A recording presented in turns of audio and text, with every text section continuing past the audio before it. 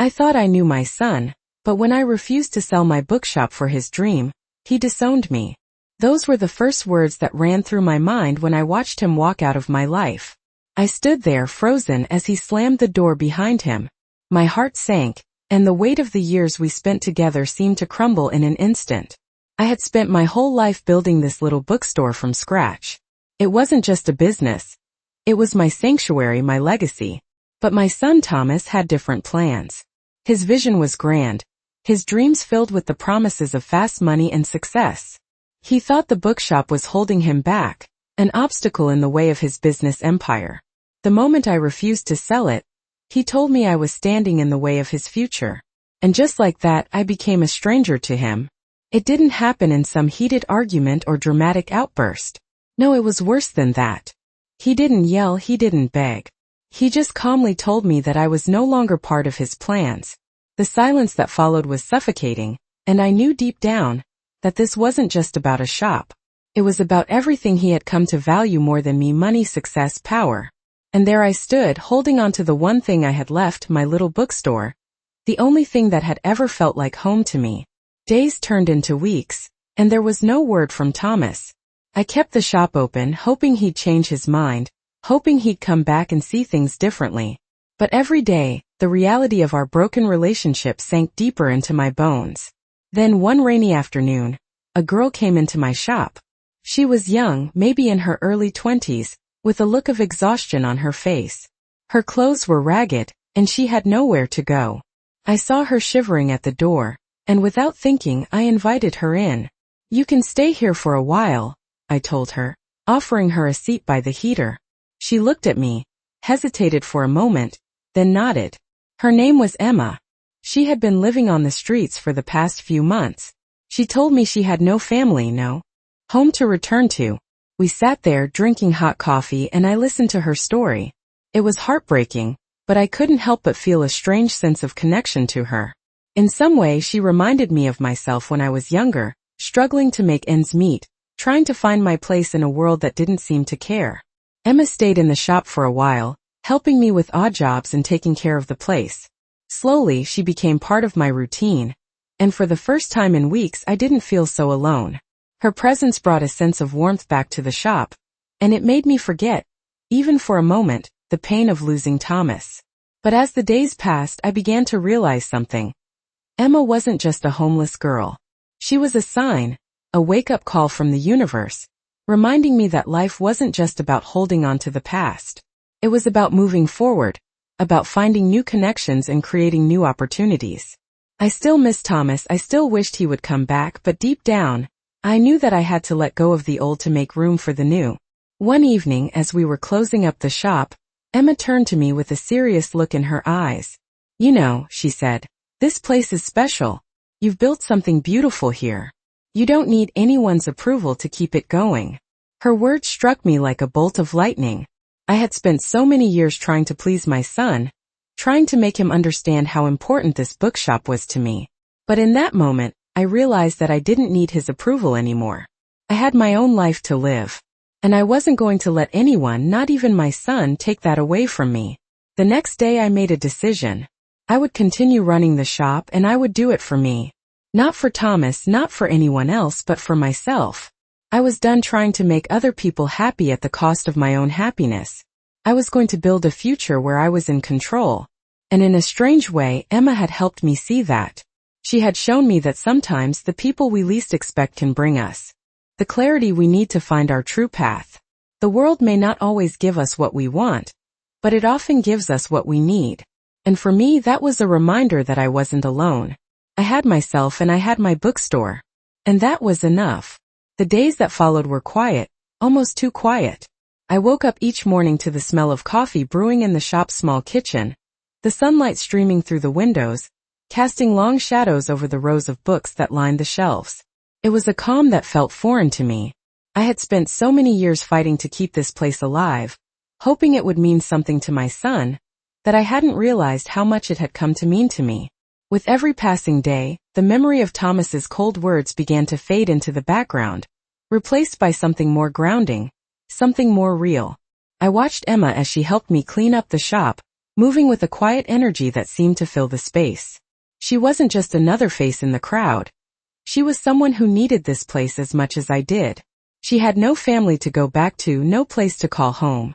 And yet there was a fire in her eyes, a kind of determination that reminded me of who I used to be. She had spent so much of her life running away from the past, but now in this little bookstore, she had found something worth holding on to. I couldn't help but admire her for that. Over time, Emma started to become a regular part of my life. She would help me with the daily tasks, sorting through boxes of new arrivals, organizing the shelves, even helping customers when they came in. It wasn't much, but it was enough. I felt like I had a companion again, not just someone to pass the time with, but someone who understood what it meant to struggle, to survive, and to fight for a future that seemed uncertain. There was a part of me that couldn't let go of the idea of Thomas returning, apologizing for what he had said, but that part of me was growing smaller with each day.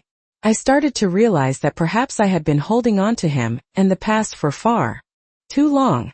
I had been so focused on the hope that things would go back to the way they were, that I hadn't seen the new opportunities right in front of me.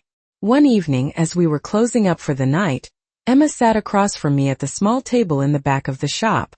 She had a serious look on her face, and for a moment I felt a tightness in my chest. "You've built something special here, Ruth," she said quietly. "This place is more than just a shop. It's a refuge, a sanctuary. I don't know what I would have done without it." Her words hit me harder than I expected. I had always known the shop was important to me, but hearing someone else say it, someone who had no ties to it, made me see it in a new light. It wasn't just about selling books anymore. It was about creating a space where people could feel safe, where they could find comfort in the simple act of reading, of escaping into a different world for a while. "You're right," I said, my voice quieter than I intended. "I've spent so much time trying to make other people happy, trying to hold on to what I thought was important, that I almost forgot what really matters." Emma looked at me, her eyes full of understanding. "You don't need anyone's approval, Ruth. Not Thomas's, not anyone's. You've already built something that's worth more than anything money can buy." Her words were like a revelation. I realized then that I had spent so much of my life trying to prove my worth to others, trying to gain their approval, that I had forgotten how to appreciate what I had built for myself. I had spent so many years seeking validation from Thomas, but it was never going to be enough. I had to find my own sense of worth, my own peace, without relying on anyone else's approval. The next morning, I woke up with a new sense of clarity. I wasn't going to sell the shop, not for anyone or anything.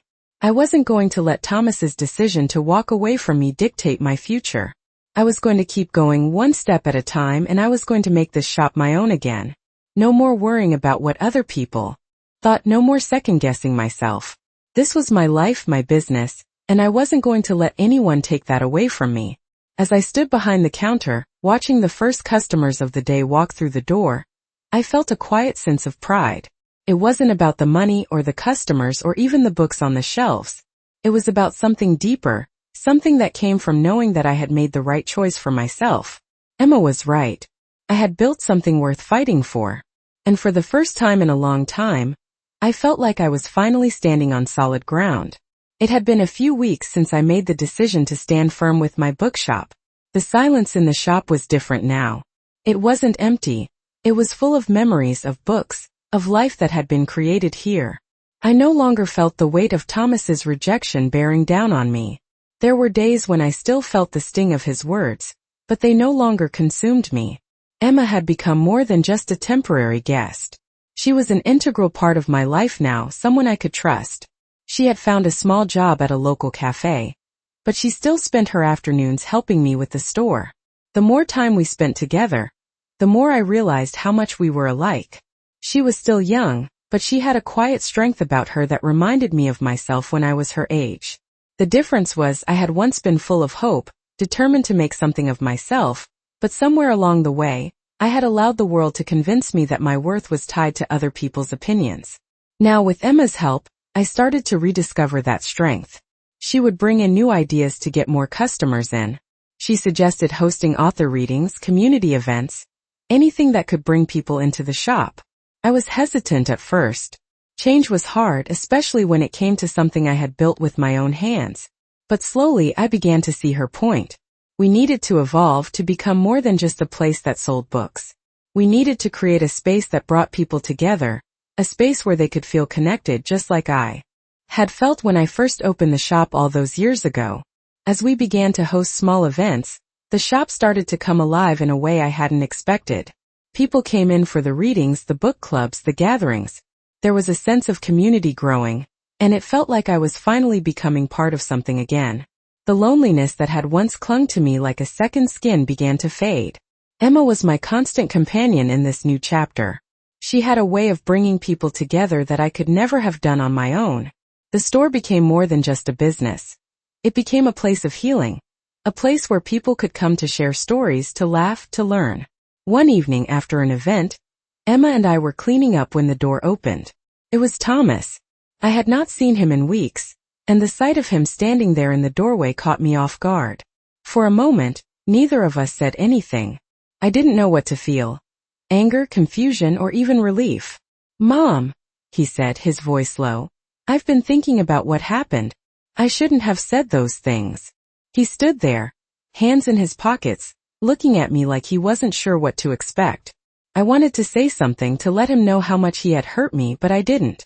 I couldn't. I had spent too many years trying to fix things that couldn't be fixed, trying to make him see things my way. But I realized in that moment that I had stopped needing his approval. I had stopped needing anyone's approval. "I don't know what you want from me, Thomas," I said quietly, not out of anger, but out of a strange calm that had settled over me.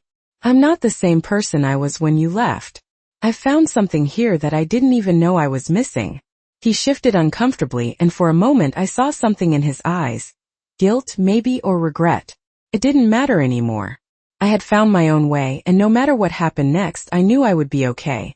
"I know I've hurt you," he said, stepping forward. "I'm sorry for what I said. I was wrong." I looked at him for a long moment, trying to gauge whether he meant it. But I wasn't interested in apologies anymore. I had learned to let go of the past. "It's not about apologies, Thomas," I said, my voice steady. "It's about respect. I need you to understand that I can't live my life for you. I have my own dreams now, my own purpose. And you need to find yours too." He stood there in silence, and for a moment I thought he might leave again, just like he had the last time. But he didn't. Instead, he nodded slowly. "I understand," he said softly. I wanted you to know I'm proud of what you've done here. I was wrong to try and make you sell the shop. It wasn't much, but it was enough. I didn't need his approval, but hearing him acknowledge what I had built felt like a small victory. "I'm glad you're here, Thomas," I said, turning back to the counter. "But I have to go my own way now." "We both do." I didn't know if he would ever fully understand, but I didn't need him to. The shop, my life, had become mine again. And that was all I needed. The next few months felt like a slow but steady shift in the rhythm of my life. The bookstore, once a place of quiet refuge, was now becoming a living entity. It had taken on a life of its own, growing into something that felt more like a community than a business. Emma and I had worked tirelessly, setting up weekly book clubs, author meet and greets, and cozy events that brought in people from all walks of life. There was a warmth in the air now, a new kind of energy that buzzed in the corners of the store. It was the kind of place where you didn't just buy a book. You found a connection, a conversation, or sometimes a friend. I had never imagined this is how things would turn out, especially after everything that had happened with Thomas. I had been so focused on holding on to the past, on trying to keep a connection with a son who no longer seemed to care about the things that mattered to me. But as the days passed, I realized how much I had been missing, not just in terms of my relationship with Thomas, but in my own life. I had forgotten what it meant to build something for myself, to create a space that reflected my passions and my values. It wasn't just about the books anymore. It was about the people who walked through those doors and made it their own. Emma had become more than just a helper at the store. She had become a part of my life. It was hard to imagine the shop without her now. She was the one who brought in the new ideas, the one who kept things fresh and exciting. There were days when we would sit in the back, talking about our dreams and plans for the future. She would tell me about her hope of someday owning a small cafe, a place where people could come to enjoy coffee and books together. I could see the dream in her eyes, and I knew she would make it happen. But there was something else about Emma that kept drawing me to her.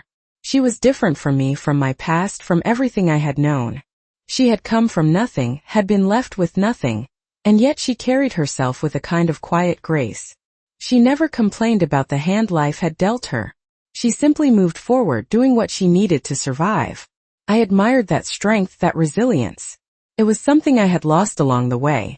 I thought about Thomas often, but not in the same way I used to. There was no longer a desire to fix things with him, to make him see the value of what I had done with my life. I had learned that you can't force people to see things your way, especially when they are too focused on their own path.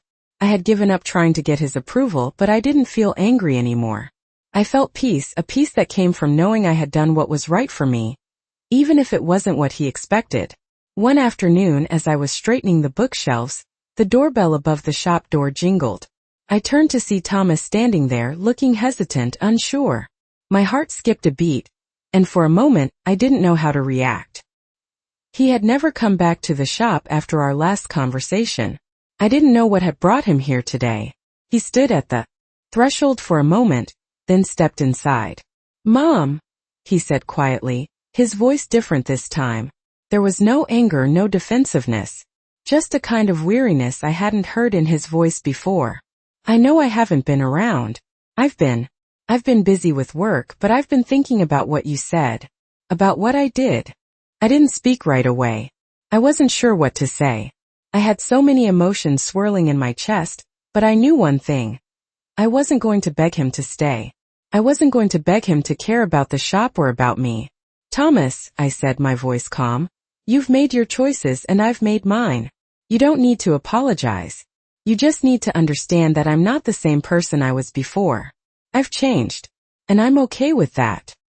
He looked at me for a long moment, and I could see the pain in his eyes.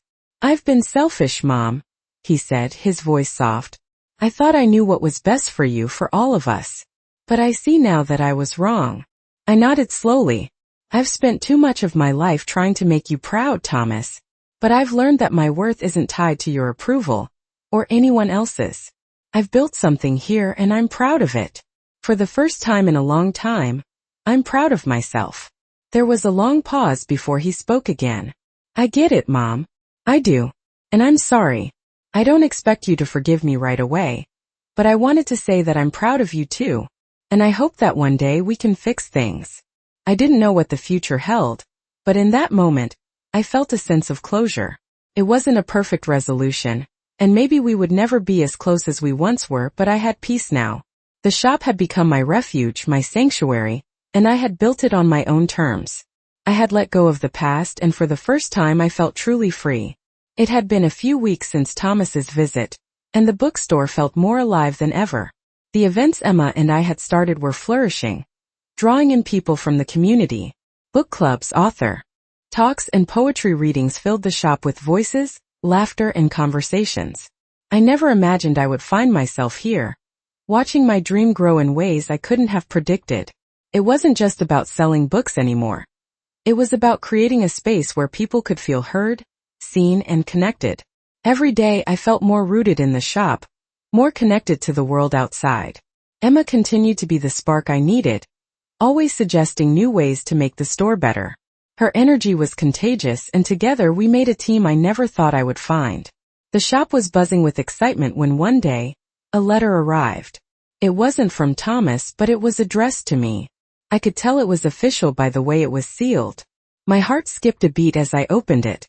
It was from the local community board, offering me a grant for small business owners who were creating spaces for local engagement. The letter praised the work we had been doing, and wanted to support the shop's continued success. It felt surreal. I had spent so many years fighting to keep the store afloat, never knowing if I would be able to maintain it. Now, here was an opportunity that could change everything. I couldn't believe it. I immediately called Emma over, holding the letter in my hands, my fingers trembling. "Look at this," I said, showing her the letter.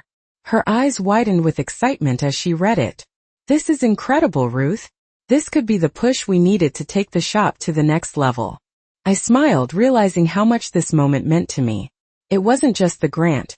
It was the recognition, the acknowledgement of what I had built, something that had been dismissed for so long. It was validation. We worked out the details, planning how we would use the grant to expand the shop, adding new events and even renovating the space to make it more inviting. The thought of seeing the shop evolve into something even more beautiful filled me with hope. For the first time in a long time, I felt like I was building something sustainable, something that would outlast me. As we started to make plans, Emma and I grew closer. We had shared dreams now, and we supported each other in ways I hadn't known I needed. I realized how much she had become like family to me. She had entered my life at a time when I thought I was completely alone, and now I couldn't imagine it without her.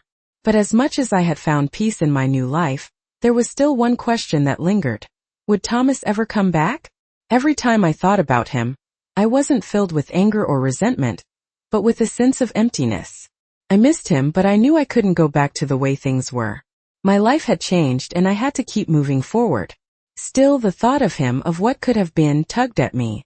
I had hoped that one day we could rebuild our relationship, but that seemed so far out of reach. One evening as I was closing up the shop, the doorbell rang.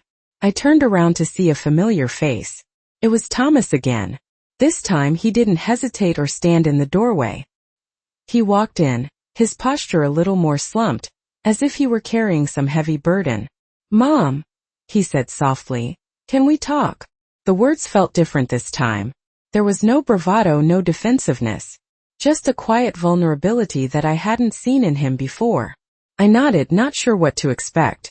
"I've been thinking about everything," he continued. "I've made a lot of mistakes, and I've realized I can't keep running from them." I stayed silent, unsure of how to respond. I wasn't angry anymore. I had made peace with myself, but I wasn't sure if I could just forgive everything that had happened between us. He looked at me, his eyes full of regret. "I don't expect you to forgive me right away," he said. "But I wanted to come here and apologize. For everything." I felt a strange mixture of emotions. There was a part of me that wanted to reach out to tell him everything would be okay. But I knew I couldn't rush this. The years of hurt, of disappointment, couldn't be erased with a simple apology. "Thomas," I said, my voice steady, "I appreciate your apology, but things have changed. I've changed, and I don't know what the future holds for us, but I do know that I can't keep holding on to the past." He nodded slowly, as if he understood. "I get it, Mom. I really do. And I'll respect whatever you decide. I just wanted to make sure you knew that I was sorry, and that I'm proud of you." His words hit me harder than I expected. I wasn't sure if it was the apology or the fact that he had acknowledged how much I had done on my own. For a moment, I was caught in a rush of emotion. I wanted to reach out to him, but I knew I had to let go. Not just of him, but of the idea of what could have been. "Thank you, Thomas," I said softly. "But I'm okay now. I found my place. And I'm proud of what I've built here." He looked at me one last time, his expression filled with something I couldn't quite place, before he turned and walked out of the shop. I stood there for a while, letting the silence settle around me. I didn't know what the future held for me and Thomas, but for the first time in a long time, I didn't feel like I was waiting for something to change. I had already changed, and that was enough. As the days went by, I began to settle into a rhythm that felt natural, something I hadn't realized I needed until I found it. The bookstore was thriving, and I felt a deep sense of contentment that had been missing from my life for far too long. Emma and I continued to run the shop together, and our bond grew stronger with each passing day. She brought a freshness to everything, a perspective I had long since lost. She reminded me of the joy that could be found in small moments, like the smile of a customer discovering a new book or the laughter shared during one of our author events. Those were the moments that made the hard work worthwhile. I had learned so much from her. In many ways, she had become like the daughter I never had, a daughter I could trust, someone who didn't take me for granted or see me as a stepping stone to something else. There was a simplicity to our relationship, a raw honesty that I cherished. There were days when we would sit in the back of the shop, sipping coffee, and talk about everything and nothing. Those moments when the shop was quiet and the world outside seemed to disappear felt like small treasures. I didn't need anything more than that. I didn't need the approval of Thomas or anyone else. I had found a family in the people around me, and that was enough. But life, as it often does, had a way of throwing curveballs. One morning as I was getting ready to open the shop, a familiar figure appeared in the doorway. It was Thomas. I froze for a moment, unsure of how to react. He had been absent for so long, and I wasn't sure what to expect. He had come back once, and I wasn't sure if I was ready for another encounter. But this time something was different. There was no defensiveness in his posture, no anger in his voice. He just stood there, looking at me with a mixture of uncertainty and something else I couldn't quite place. "Mom," he said softly, "I know it's been a while, but I've been thinking a lot about everything." I stayed silent, unsure of what to say. Part of me wanted to tell him that I had moved on, that I didn't need him to come back into my life. But another part of me, the part that had been a mother for so many years, knew that the situation was more complicated than that. "I've been working on myself," he continued, taking a step forward. "I know I hurt you. I've been trying to fix that in my own way." I looked at him, searching his face for sincerity. There was no anger or blame in his words, just a quiet vulnerability that seemed genuine. "I don't know what you want from me, Thomas," I said, my voice steady. "I've learned to let go of the past. I've learned that I can't keep waiting for things to change. I've built something here, something I'm proud of, and I'm not going to let anything take that away from me." He nodded slowly as if understanding. "I know, Mom. And I'm not here to ask for anything. I just wanted you to know that I'm proud of what you've done. I've seen how hard you've worked to keep this place going, and I admire that. I was wrong to push you away." I felt a strange sense of closure wash over me, but it wasn't the kind of closure I had imagined. There was no dramatic apology, no tearful reconciliation. It was quiet, simple, and sincere. "Thank you," I said, my voice soft. "But I need you to understand that I've moved on. This place, this life is mine now. And I'm okay with that." He smiled faintly, his eyes reflecting a mixture of regret and acceptance. "I get it, Mom. I really do. And I hope you know that I'm not asking for things to go back to the way they were. I just wanted to let you know that I see you, and I'm proud of you." For a moment we just stood there, looking at each other. It wasn't the reunion I had once hoped for, but it was enough. We didn't need to go back to what had been. We just needed to move forward. "Take care, Thomas," I said finally, turning back to the counter. "I wish you the best." He nodded and walked out, leaving me with a sense of peace I hadn't expected. It wasn't about forgiveness. It wasn't about fixing the past. It was about acceptance, both of him and of myself. I had spent so many years clinging to the idea of a perfect family, of trying to make things right, but now I knew that sometimes the best thing you can do is let go and move forward. The store was busy that day, full of customers and chatter.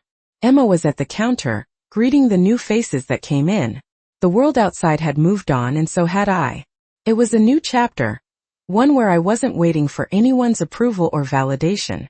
I had built this life and I was proud of it. And for the first time in a long time I was exactly where I needed to be. It had been a few weeks since Thomas's last visit, and things had begun to settle into a new normal. The bookstore continued to thrive, buzzing with activity and laughter. Emma and I had built something that felt solid, something I had never truly expected. The events we had started, the book readings and the community gatherings, had become a fixture in the lives of the locals. People had begun to come in, not just for the books, but for the sense of connection they found here. I had forgotten how powerful that could be until I saw it unfold in front of me. My life had changed and I had finally come to accept it. I no longer defined myself by my past mistakes, by the rejection I had felt from Thomas, or by the idea of a perfect family. I had something more now, my own peace, my own purpose. I had realized that the best thing I could do was to embrace what I had built and stop looking back. It wasn't that I didn't miss my son. There were days when I thought about him, wondering where he was and what he was doing. But I had stopped expecting him to come back, to apologize, to make things right. I had learned that sometimes the hardest part of love is letting go. One afternoon, as I was shelving a new set of books, I heard the door chime. I didn't look up at first, thinking it was just another customer. But then I heard the familiar sound of footsteps, slow and deliberate, and I knew. I turned around and saw Thomas standing there, looking hesitant but determined. My heart skipped a beat. I hadn't expected him to come back, not like this. He had been absent for so long, and when he left that day, I had convinced myself that was the last time. But here he was, standing in the doorway of the shop that I had built without him. "Mom," he said softly, his voice thick with emotion. "I know I don't deserve your forgiveness, but I need to try. Can we talk?" I stood still for a moment, unsure of what to say. The words from our last conversation echoed in my mind, and I could feel the weight of everything between us. But I also felt a strange calm settle over me. I had made peace with this. I had learned that I didn't need his approval to move forward, but that didn't mean I wasn't willing to listen. "What do you want, Thomas?" I asked quietly, my voice steady. He took a step closer, his eyes downcast. "I've spent so much time focusing on my own life, my own ambitions. I thought I could do everything on my own, that I didn't need anyone else. But I was wrong. I was wrong about you. I was wrong about everything." I looked at him, trying to gauge the sincerity in his voice. There was a vulnerability in his words that I hadn't heard before. It wasn't the same defensiveness or anger that had marked our past encounters. It felt raw, almost fragile. "I don't expect you to forgive me," he continued, his voice breaking slightly. "I just need you to know that I see what you've built here. I see how much it means to you, and I'm proud of you. I'm sorry for everything I said and did. I've hurt you, and I wish I could take it all back." The room felt thick with emotion. I could see the regret in his eyes, and it hit me harder than I expected. I had spent so much time trying to protect myself from being hurt again that I had built walls so high, I didn't know how to let anyone in. But now, standing in front of me, Thomas seemed like a different person. He wasn't asking for forgiveness. He wasn't asking for anything at all. He was just there, vulnerable and honest in a way he had never been before. "I don't know if I can forgive you, Thomas," I said, my voice quiet. "But I can hear you. And that's a start." He nodded, his face softening. "That's all I need, Mom.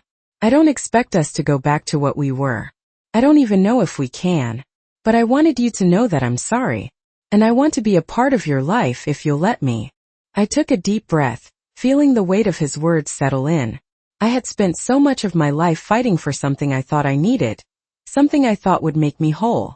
But what I had found in this shop, in my work, and in Emma was enough. I didn't need to hold on to the past anymore. "We'll take it one day at a time," I said finally, offering him a small smile. "I'm not promising anything, but I'll be here. We'll figure it out." For the first time in a long time, I felt like I wasn't carrying the weight of the world on my shoulders. I wasn't trying to fix everything or make it perfect. I was just living, just being. And that, in itself, felt like enough. Thomas stood there for a moment longer, looking at me as if he were waiting for something. But then he nodded, a faint smile tugging at the corners of his mouth. "Thank you," he said softly, before turning to leave. I watched him go, feeling a strange sense of peace wash over me. It wasn't the resolution I had once imagined, but it was something better. It was real, and it was enough. The days after Thomas left were quiet, but not in the same way it had been before.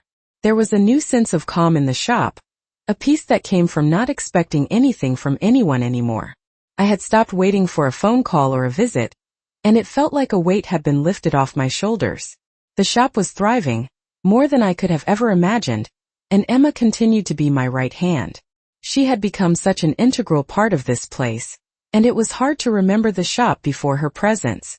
Together we created a space that people loved, a place where they didn't just come to buy books but to connect with others. It wasn't just a business anymore.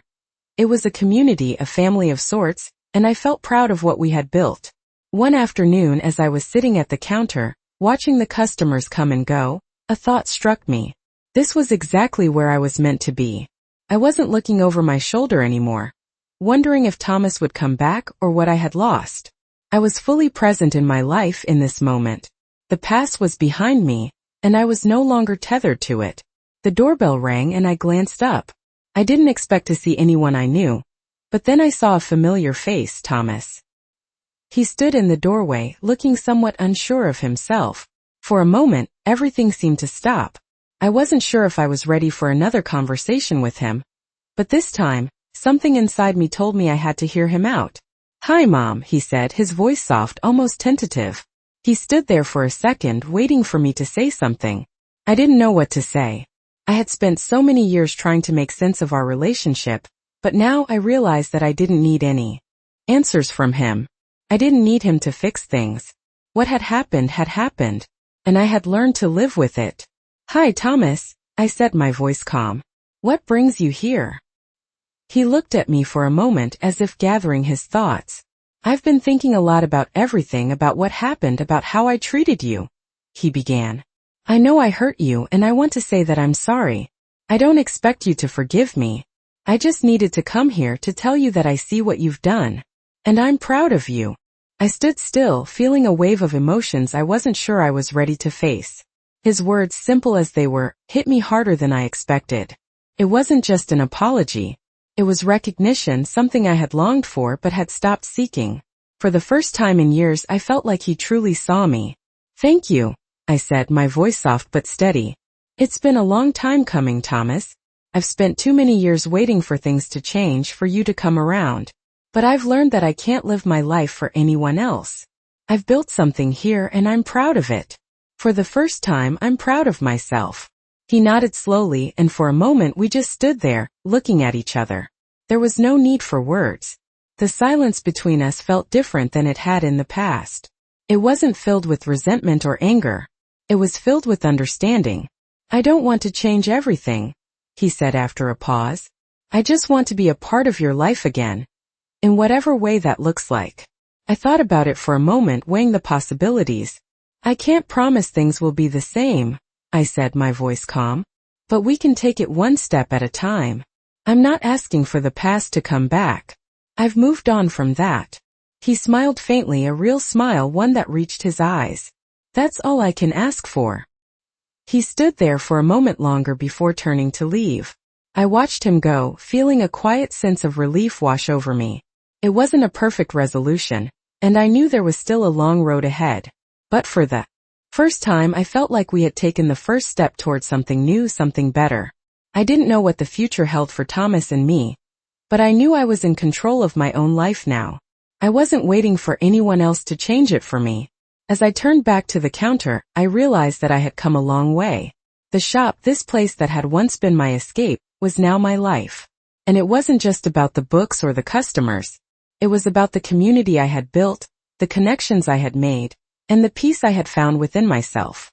I had stopped looking for validation from anyone else. I was enough just as I was. It was a sunny afternoon when I realized how far I had come. The bookstore was filled with the usual hustle and bustle, customers browsing through books, chatting with Emma about the latest reads, and the smell of freshly brewed coffee filling the air. It was a far cry from the quiet, lonely days I used to spend behind the counter, waiting for customers who never came. Now the place was always busy, and it felt like a small piece of the world I had built on my own. Emma and I had developed a routine, one that worked for both of us. She still helped with the day-to-day tasks, and I managed the finances and long-term planning. But we had become more than just business partners, we had become friends. It was a relationship built on respect, trust, and shared experiences. It wasn't the family I had once hoped for, but it was something even better. A chosen family, one where no one expected anything from each other except honesty and support. I had let go of the past, of the dream I had for a perfect family, and embraced the life I had now. It wasn't always easy, but it was mine. Thomas still visited from time to time. Our meetings were brief, but they were always civil.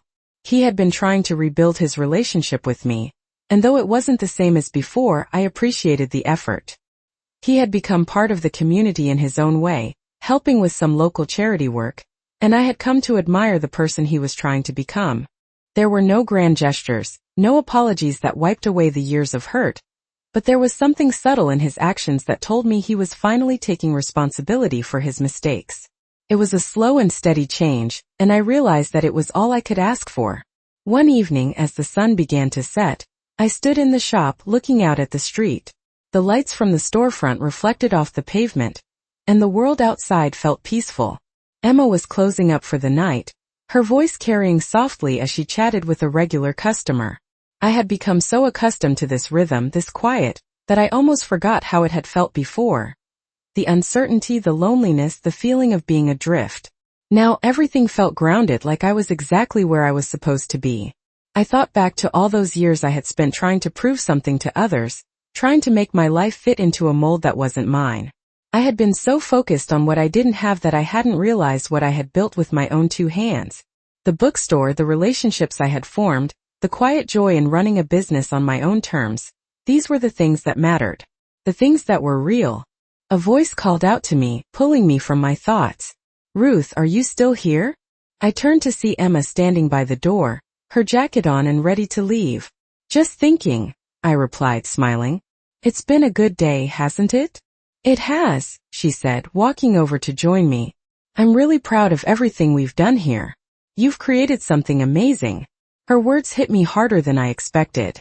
I hadn't really allowed myself to feel proud of what I had accomplished, but hearing Emma say it made me realize how far I had come.